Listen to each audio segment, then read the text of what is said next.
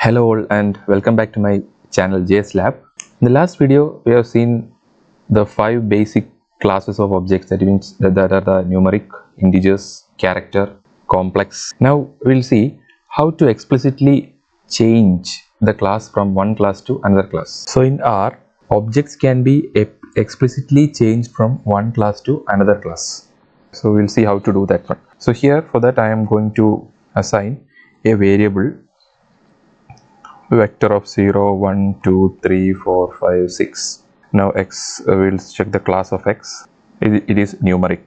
Okay, so I need to change that one to integer. So I'm going to save it in a variable called y. So the function is as dot to which class you need to change. So I'm going to change to integer. So write integer. Okay.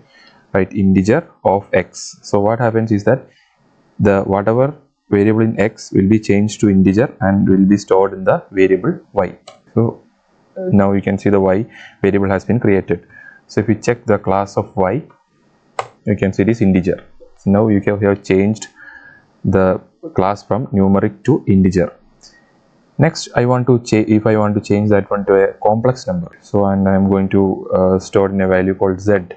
as.complex. Okay, as.complex of x, same x. So here what we are going to do, whatever is in the x will be changed to class complex and will be stored in the value z. And now z is created. If you check the class of z, it will be complex. Now for example, if you want to store in the form of character, okay, so what you should do, as.character of x.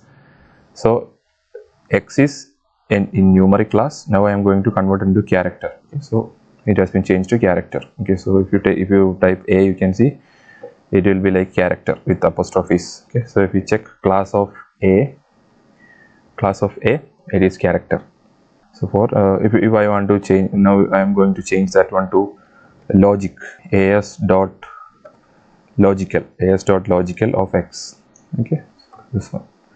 So class of b is logical.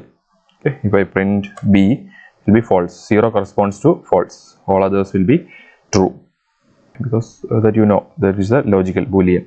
So this is how you can explicitly change the class of an object from one class to another class in R. In the next video we will see the vectors and list. What is the difference between vectors and list, or how vectors and list are defined.